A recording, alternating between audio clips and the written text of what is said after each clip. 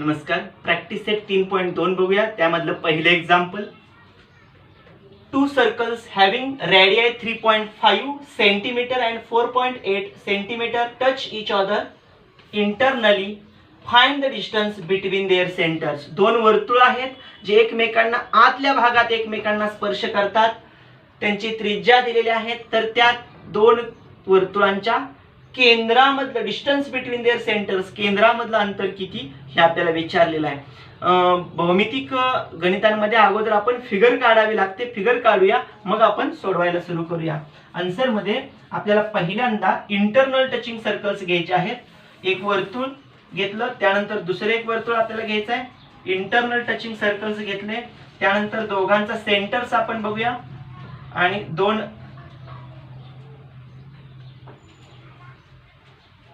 या ठिकाणी त्यांचा कॉमन टेंजंट आहे. समजा ए बी सी ही त्यांची नावं असतील. ए बी सी एका रेषेत आहेत. हे आपण थेरम ऑफ टचिंग सर्कल्स मध्ये पाहिलं होतं. ए बी सी एका रेषेत आहेत कारण का, तर ते आतमध्ये स्पर्श करतात आणि त्यांचा सामायिक स्पर्श बिंदू आहे. आणखीन इथं आपण काढलेली स्पर्शिका पण दोघांना समान असणार आहे. मग ए बी चं जे अंतर आहे, जर आतमध्ये स्पर्श करत असतील तर त्यांच्या डिफरन्स ऑफ देअर रेडियाई, त्रिज्यांच्या फरका इतका असणार आहे.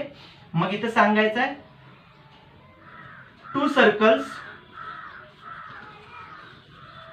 Touch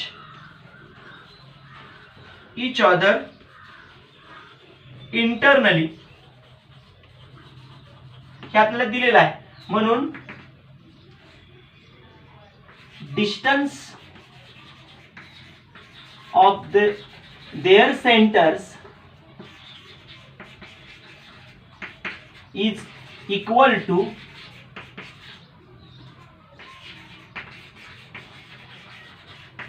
difference of their radii. त्यांच्या त्रिज्यांच्या फरका इतका असणार. हे स्टेटमेंट लिहावं लागणार आहे. मग या ठिकाणी आपण म्हणूया therefore distance AB is equal to distance AC minus distance BC. AC मधून BC घालवायचा आहे. डिस्टन्स AC कोण आहे, is equal distance AC is the radius of the biggest circle is 4.8 centimetre. Distance BC is the radius of the smaller circle is equal to 3.5 centimetre. या ठिकाणी लिहायचं आहे radius of bigger circle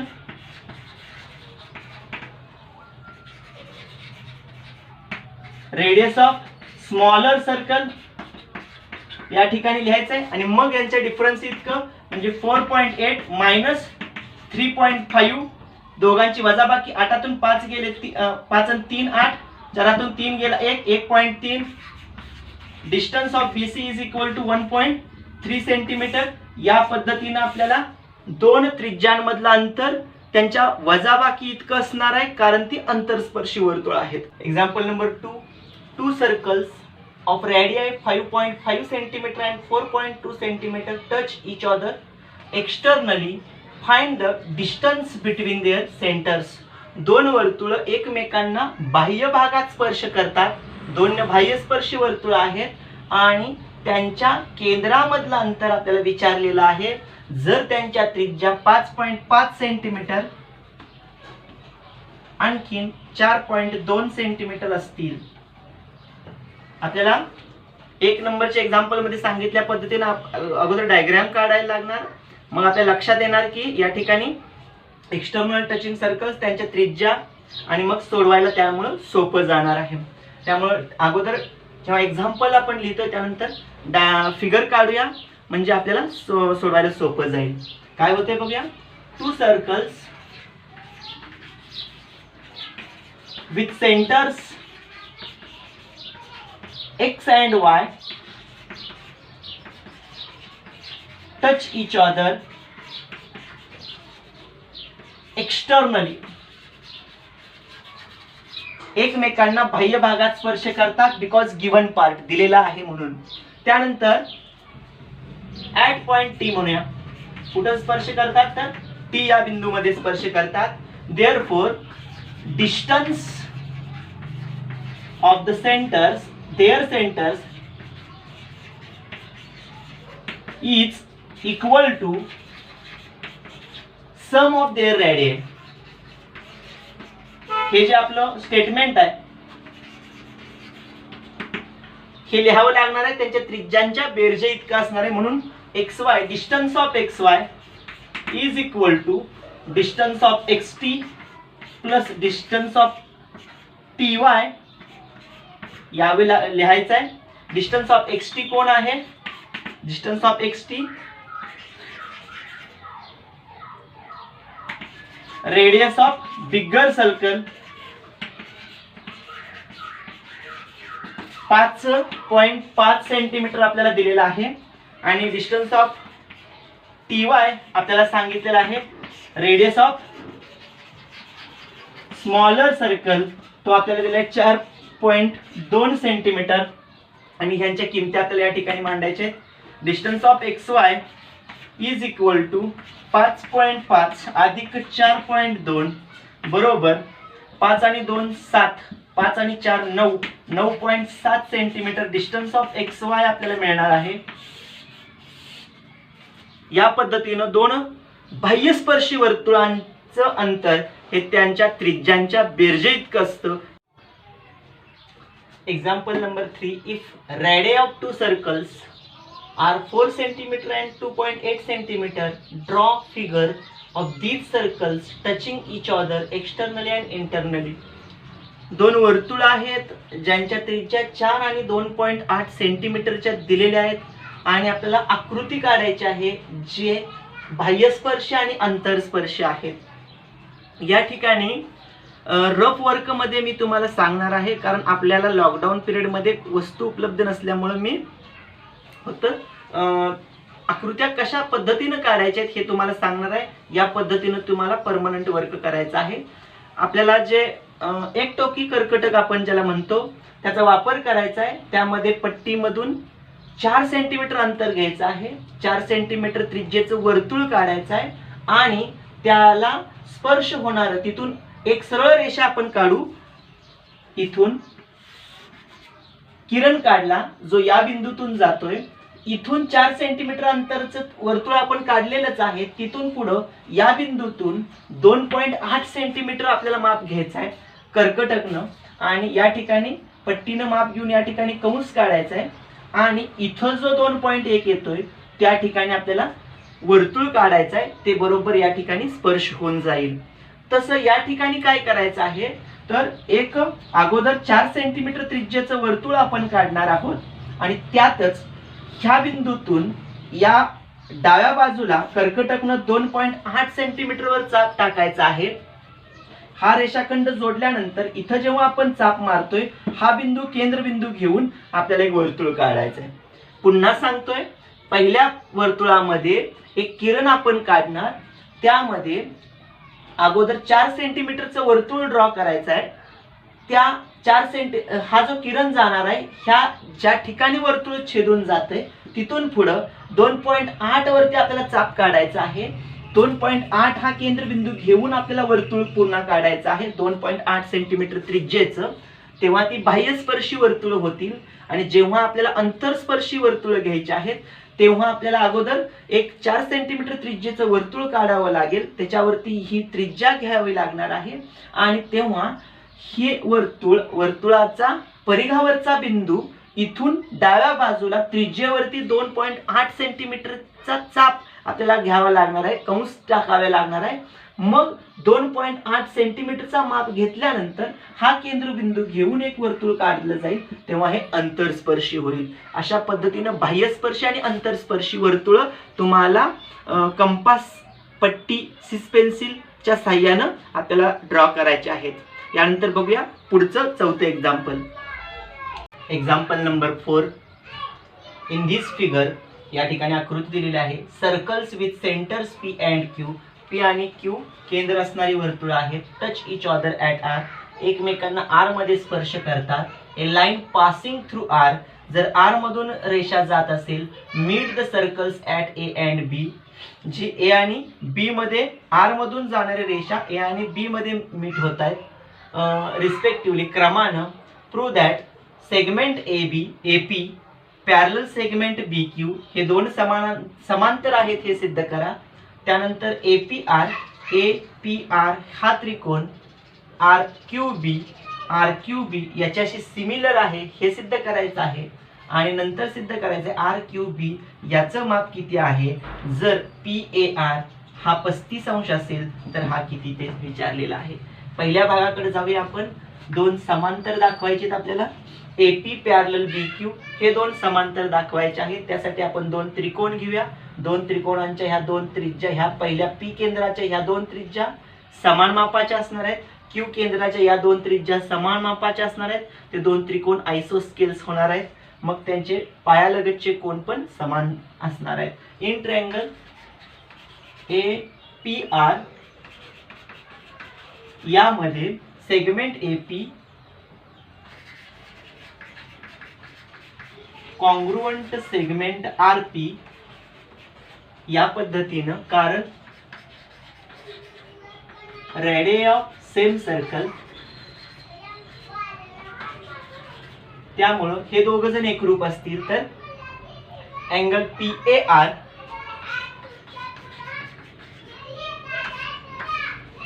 congruent angle P R A आइसोस्केल triangle theorem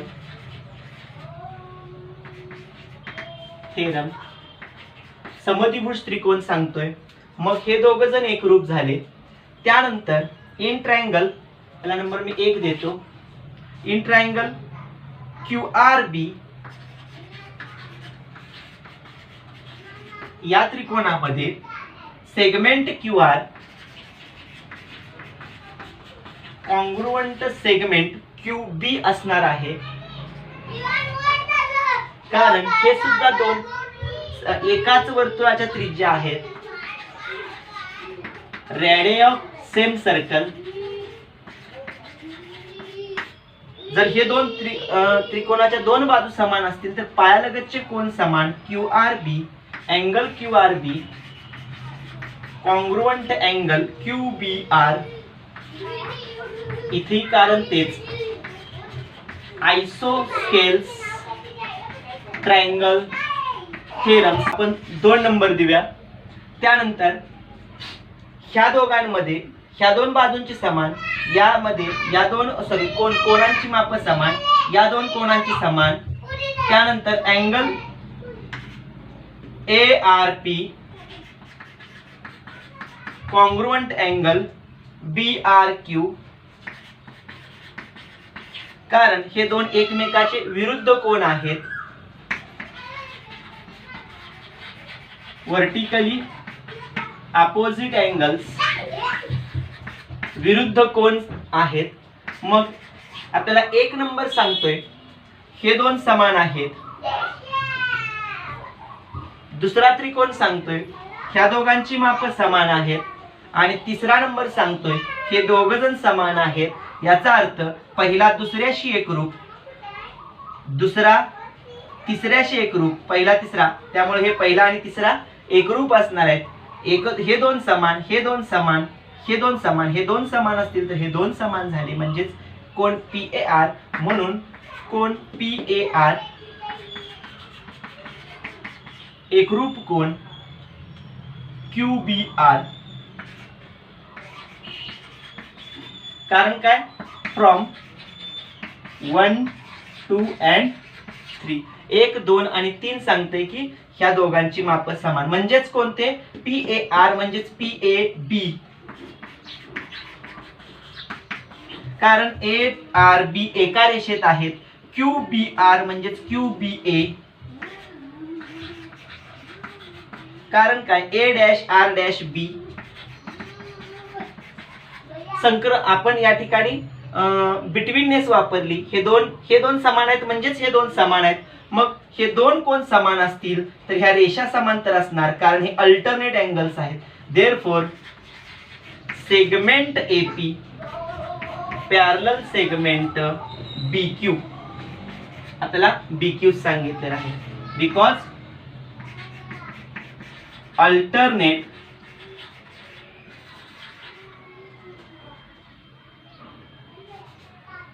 angle taste म्हणूया. व्युत्क्रम कोन कसोटी. व्युत्क्रम कोन कसोटी आपल्याला सांगते की रेषा समांतर आहेत कारण व्युत्क्रम कोन एकरूप आहेत. हा पहिला भाग आपण या ठिकाणी सिद्ध केला. दुसऱ्यामध्ये आपल्याला दोन त्रिकोण समरूप दाखवायचे आहेत. दुसऱ्या भागामध्ये आपण जाऊया. In triangle APR and triangle RQB या दोन त्रिकोणांमध्ये आपल्याला ह्या दोन त्रिकोणांच्या हे दोन पायालगतचे कोन समान आहेत. हे दोन पायालगतचे कोन समान आहेत हे आपण मगाशी पाहिलं. आता हा याच्याशी एकरूप आहे हे आपण या ठिकाणी सांगतोय. नंबर 4 देतो. हा कोन याच्याशी एकरूप हे व्हर्टिकली अपोजिट म्हणजेच या ठिकाणी AA टेस्ट लागू होते. या ठिकाणी अगोदर पहिला ह्या 4 नंबरचा भाग घेतो. Angle PAB congruent angle QBA from 4 4 number वरून एकरूप कारण हे अल्टरनेट अँगल्स आहेत. आणखी angle opposite angles vertically opposite angles हे angle ARP congruent angles BRQ कारण 3 फ्रॉम 3 म्हणजे 4 आणि 3 वरून आपण सांगतोय की vertically opposite angles are alternate angles are congruent. Vertically opposite angles are congruent. दोन कोन संगत कोन एकरूप आहेत दोन्ही त्रिकोणाचे. म्हणजे दोन त्रिकोण कधी एकरूप असणार. AA टेस्ट न एकरूप असणार. APR is similar to the triangle RQB by AA test with AA कसोटीनुसार दोन त्रिकोण AA सिमिलॅरिटी टेस्ट नुसार दोन त्रिकोण समरूप झाले. तिसरा भाग आपल्याला विचारलाय RQB चं माप किती आहे. RQB चं माप किती आहे. जर याचं माप 35 असेल 35 डिग्री या ठिकाणी आपल्याला दिलाय. तिसऱ्या भागाकडे जाऊया आपण. तिसरा भाग आपल्याला सांगतोय RQB विचारलाय हा 35 असेल तर कोण PAR if angle PAR is equal to 35 degree का दिलेला आहे. गिव्हन पक्षामध्ये सांगितले PAR 35 असेल तर QBR 35 आहे.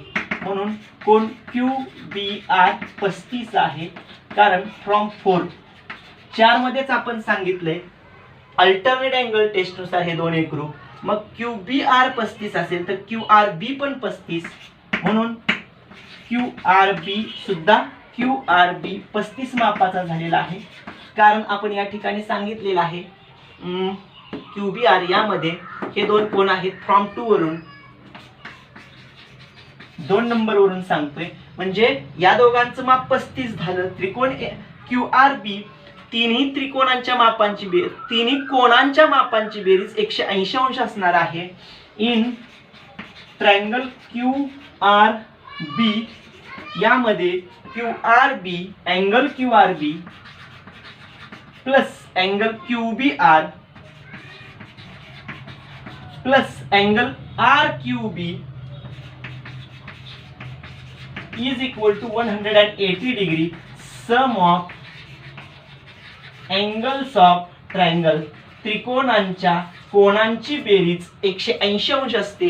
तिन्ही कोणांचं माप झालं त्यापैकी QRB 35 अंश QBR 35 अंश अधिक RQB बरोबर 180. 35 35 70 अंश अधिक कोण RQB बरोबर 180. कोण RQB बरोबर 180 वजा 70. कोण RQB याचं माप आपल्याला मिळणार आहे 110. 180 मधून 70 गेले 110 अंश. आपल्याला या पद्धतीनं 3 भाग काढायचे. पहिल्या भागामध्ये आपण समांतर कशावरून दाखवलं. हे दोन समांतर आपल्याला दाखवायचे होते. त्यासाठी दोन त्रिज्या एकरूप पायालगतचे कोन एकरूप त्या आयसोस्केल ट्रायंगल झाला. इथं पण त्रिज्या एकरूप पायालगतचे कोन एकरूप आयसोस्केल ट्रायंगल झाला. इथं दोन व्हर्टिकली अपोजिट अँगल्स कॉन्ग्रुएंट झाले, त्यामुळं हे दोघ जण एकरूप, हे दोघ जण एकरूप, हे दोघ जण एकरूप, 1 2 3 मुळे आपण हे दोन एकरूप दाखवू शकलो. अल्टरनेट अँगल टेस्ट या ठिकाणी व्युत्क्रम कोन कसोटी वापरली. कसोटीनुसार कोण एकरूप असतील तर रेषा समांतर झाले. त्यानंतर दोन त्रिकोण आपल्याला या ठिकाणी समरूप दाखवायचे होते. आपण काय केलो तर alternate angles congruent, vertically opposite angles congruent, A test नुसार both angles are triangles are similar. त्यानंतर आपण या ठिकाणी आलो, हा अँगल विचारला होता, हा याच्याशी एकरूप आहे अल्टरनेट अँगल्स. त्यानंतर आपण हा 35 आहे तर हा पण 35 फ्रॉम 2 बिकॉज आयसोस्केल ट्रायंगल्स थेरम. दोन त्रिकोणामध्ये 35-35 माप असेल तर तिघांच्या कोणांच्या मापांची बेरीज 180 झाली. 180तून 35-35 70 वजा केले तर याचं माप आपल्याला 110 मिळालं. पाचवं एक्झाम्पल आपल्याला बघायचं. इन द फिगर आकृतीमध्ये आपल्याला सांगितलंय circles with centres A and B. A आणि बी ही दोन केंद्र असणारी वर्तुळ आहेत. Touch each other at E, एकमेकांना ई मध्ये स्पर्श करतात. Line L is a common tangent, L ही रेषा ह्या दोघांची सामायिक स्पर्शिका आहे ही. Which touches the circles at C and D, जी वर्तुळाला सी मध्ये आणि ई मध्ये स्पर्श करते. सामायिक स्पर्शिका बी केंद्र असणाऱ्या वर्तुळाला डी मध्ये, ए केंद्र असणाऱ्या वर्तुळाला सी मध्ये स्पर्श करते. Find the length of C D, तर सी डी या सेगमेंटचं रेषाखंडाचं माप आपल्याला विचारलेलं आहे. If radius of the circles are 4 centimetre and 6 centimetre, जर वर्तुळाच्या त्रिज्या ए केंद्र असणाऱ्या वर्तुळाची त्रिज्या 4 सेंटीमीटर असेल आणि बी केंद्र असणाऱ्या वर्तुळाची त्रिज्या 6 सेंटीमीटर असेल तर आपल्याला विचारलेलं आहे की त्या वर्तुळाच्या सीडी या रेषाखंडाचं माप किती असेल. आपल्याला थोडीशी रचना करावी लागेल. इथंच कन्स्ट्रक्शन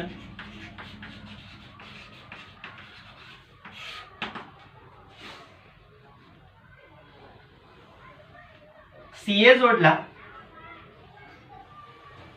बीडी जोडूया, एई बीई जोडला.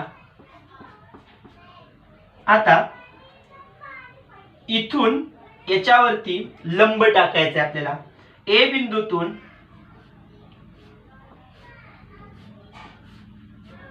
या पद्धतीनं लंब टाकला, तो बिंदू यम आहे. एम हा बीडी वरती लंब टाकला. काय करतोय बघा, join segments AC bidi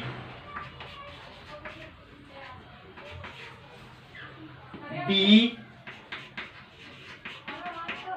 and A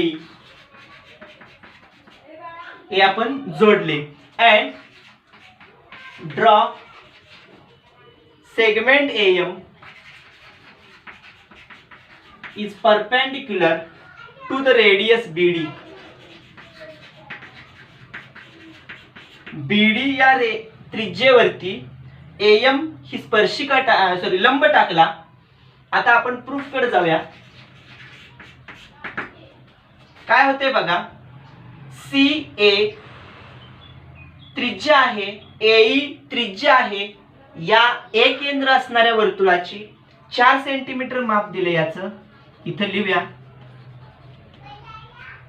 B केंद्र असणाऱ्या वर्तुळाची त्रिज्या 6 आहे. BM पण त्रिज्याच आहे, BE पण त्रिज्याच आहे. हे माप 6 सेंटीमीटर आहे. इथं पण माप 6 सेंटीमीटर आहे.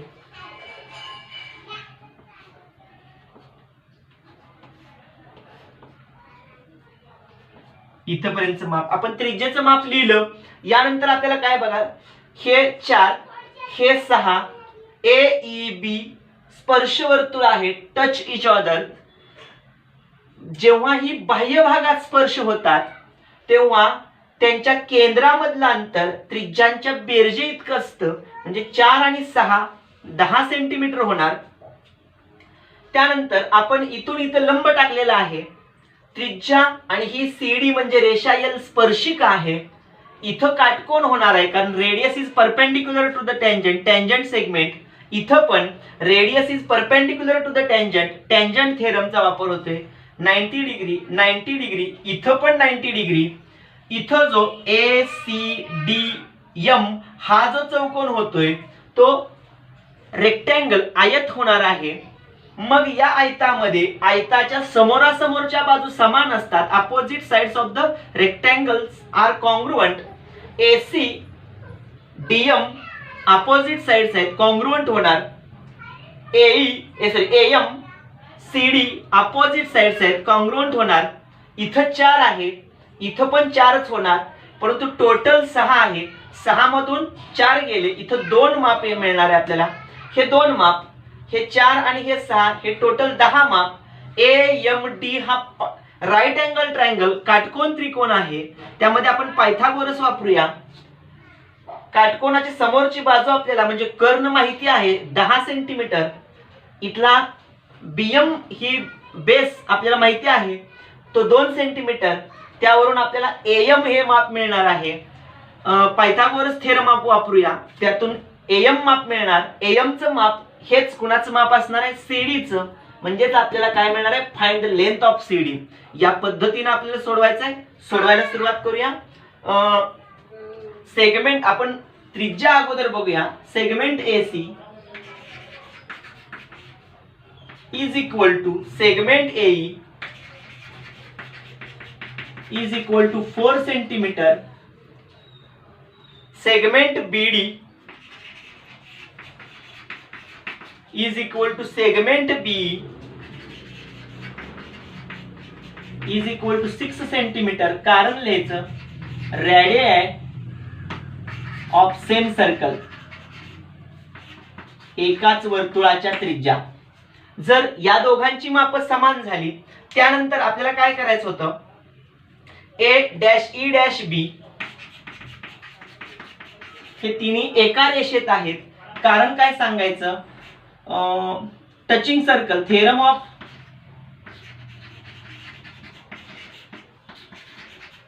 टचिंग सर्कल्स, स्पर्श वर्तुळांचं प्रमेय आपल्याला सांगते तिन्ही एका रेषेत आहेत. मग AE plus EB is equal to AB. Therefore AB is equal to AE plus EB.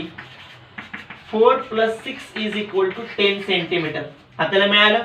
आता in a quadrilateral ACDB,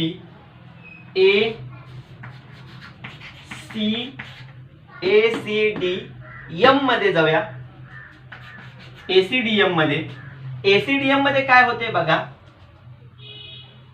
segment AC perpendicular to the line L,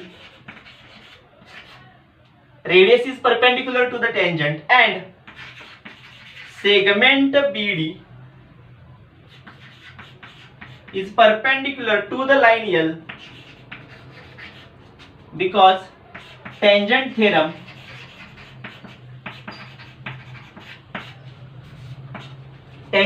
आपल्याला सांगते की हे दोन लंब असणार आहेत. म्हणून angle ACD is equal to angle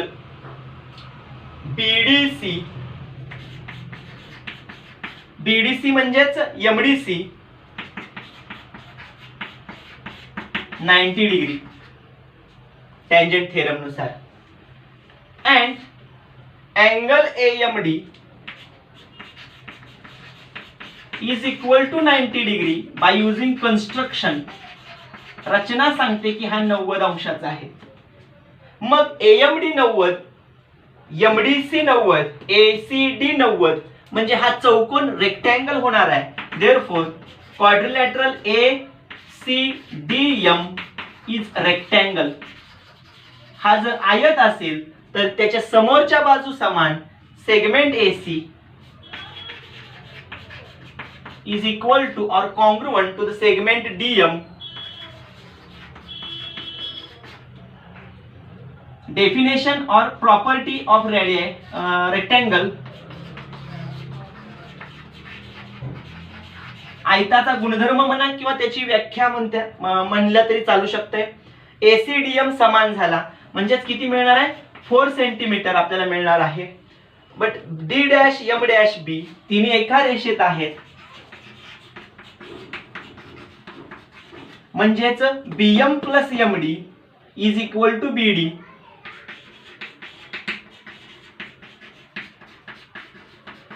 BM plus M D is equal to B D हे आपल्याला मिळणार आहे. किमती ठेवूया. बीडीचं माप 6,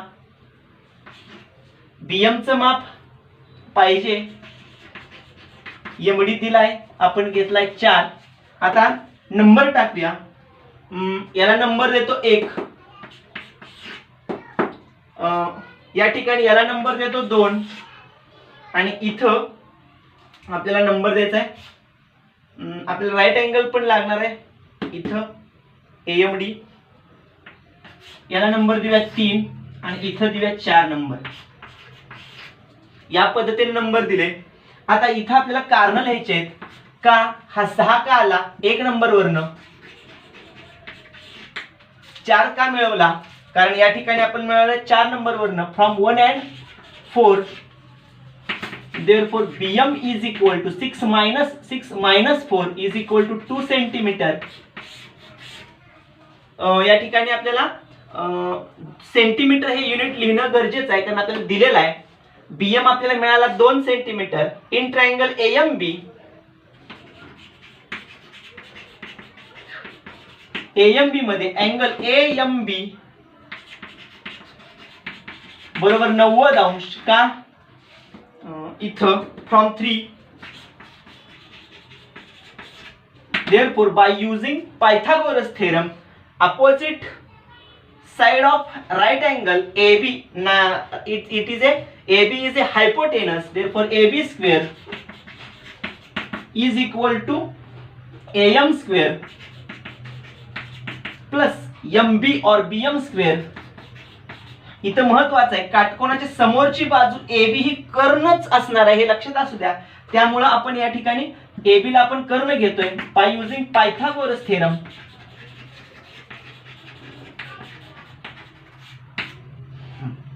AB चा वर्ग म्हणजे 10 चा वर्ग, AM आपल्याला AM माहित नाही तो मिळवायचा आहे, AM चा वर्ग आणि BM या ठिकाणी आपल्याला 2 माहिती आहे 2 चा वर्ग. आता 10 कुठून घेतला तर फ्रॉम 2 आणि 2 कुठून घेतला तर या ठिकाणी 2 इथं याला नंबर द्यावा लागेल 5. फ्रॉम 2 and 5 2 आणि 5 वरून आपण किमती या ठिकाणी घेतलेल्या आहेत. 10 चा वर्ग 100 AM स्क्वेअर, 2 चा वर्ग 4 याला इकडे आणूया. AM चा वर्ग बरोबर 100 वजा 4 बरोबर 96 हा AM चा वर्ग मिळणार आहे. आता 96 ची फोड अशी करायची ज्या वर्ग संख्या आल्या पाहिजेत.